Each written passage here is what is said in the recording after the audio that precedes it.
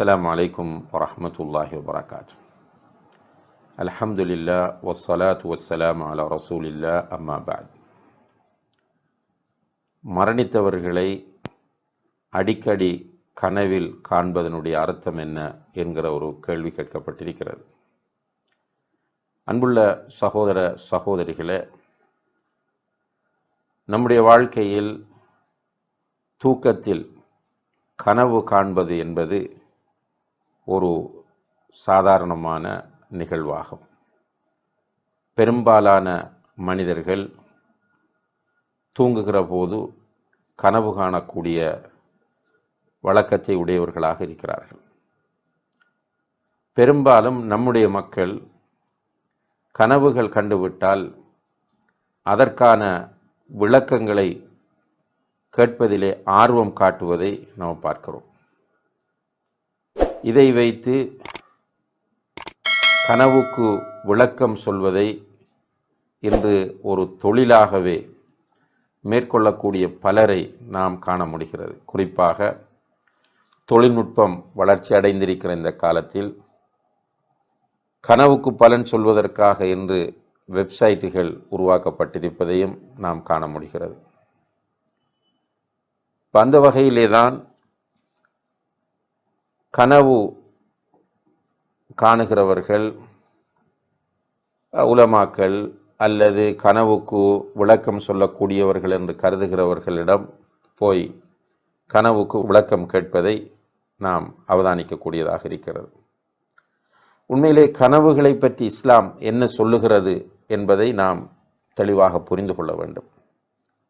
குறிப்பாக கனவுகள் பற்றி நபிகள் நாயகம் ஸல்லல்லாஹு அலைஹி வஸல்லம் அவர்கள் பல செய்திகளை கூறியிருக்கிறார்கள். குறிப்பாக கனவு தொடர்பாக வரக்கூடிய எல்லா ஹதீஸ்களையும் ஒன்று சேர்த்து நாம் பார்க்கிற போது நபிகள் நாயகம் ஸல்லல்லாஹு அலைஹி வஸல்லம் அவர்கள் கனவுகளை 3 வகையாக பிரிப்பதை நாம் பார்க்கிறோம். ஒன்று நல்ல கனவுகள்.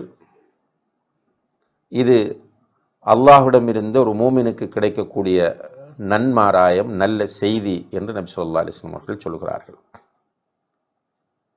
இரண்டாவதாக கெட்ட கனவுகள், பயத்தை உண்டாக்கக்கூடிய கனவுகள். இது ஷைத்தானுடைய ஊசலாட்டத்தினால் வரக்கூடியவை என்று நபி ஸல்லல்லாஹு அலைஹி வஸல்லம் அவர்கள் சொல்கிறார்கள். மூன்றாவது கனவு மனிதனுடைய மனப்பதிவுகள் அல்லது ஆழ் மனப்பதிவுகள்.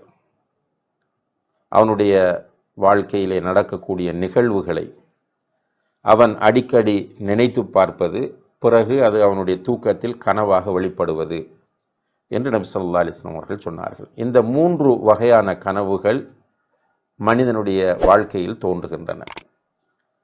இந்த கனவுகளிலே நல்ல கனவுகள் வஹீயின் 46 பகுதிகளில் ஒன்று என்று நபி ஸல்லல்லாஹு அலைஹி வஸல்லம் அவர்கள் சொன்ன ஹதீஸ்களை புகாரி, முஸ்லிம் போன்ற ஹதீஸ் கிரந்தங்களிலும் நாம் பார்க்க முடிகிறது.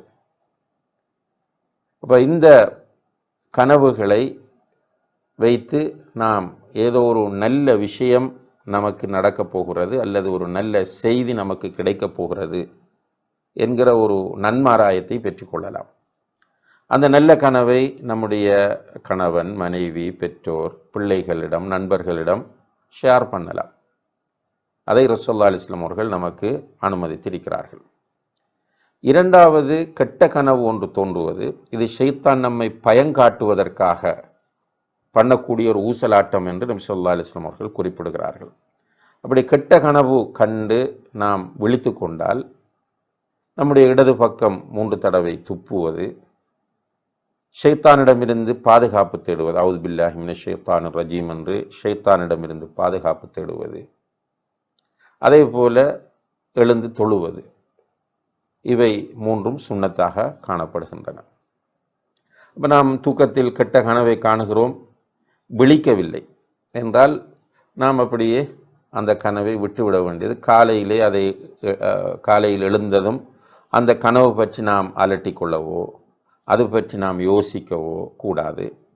அதே போல் நம்முடைய நெருங்கியவர்களிடத்தில் அதை ஷேர் பண்ணவும் பகிர்ந்து கொள்ளவும் கூடாது. அதை அப்படியே விட்டுவிட வேண்டும், மறந்து விட வேண்டும். இதுவும் ரசூலுல்லாஹி அலைஹி வஸல்லம் அவர்களுடைய வழிகாட்டலாகும். மூன்றாவதாக ஆழ்மனப்பதிவுகள், நம்முடைய வாழ்க்கையில் நடக்கக்கூடிய முக்கியமான விஷயங்களை திரும்ப திரும்ப நினைப்பதனால் வரக்கூடிய பதிவுகள். இதையும் நாம் பெரிதுபடுத்த வேண்டிய அவசியமில்லை. அது நாம் நினைத்ததால் வந்தது என்பதுதான் அதனுடைய அர்த்தமாகும். இப்போ மரணித்த ஒருவரை கனவு காணுகிறோம் என்று சொன்னால், ஒன்றில் அதை வைத்து நமக்கு ஒரு கெட்ட செய்தி சொல்லப்படுகிறது என்றால் அது ஷைத்தானுடைய ஊசலாட்டமாக இருக்கும். மரணித்தவரை வைத்து ஒரு நல்ல செய்தி நமக்கு சொல்லப்படுகிறது என்றால் அது ஒரு நன்மாராயமாக இருக்கும். அல்லது மரணித்தவரை பற்றி நாம் அடிக்கடி நினைத்ததனால் அவர் கனவிலே தோன்றினார் என்றால் அது ஆழ்மன பதிவாகும் என்பதை நாம் புரிந்து கொள்ள வேண்டும். மரணித்த ஒருவரை கனவில் கண்டால் அவருடைய பேரில் சதக்கா செய்வதோ அல்லது அவருக்காக வேண்டி விருந்துகள் சமைத்து கொடுப்பதோ அல்லது சிலர் சில மௌலவிகளை அழைத்து ஓதுவார்கள், இவ்வாறு செய்வதோ மார்க்கத்தில் உள்ளது கிடையாது என்பதை நாம் அறிந்து கொள்ள வேண்டும்.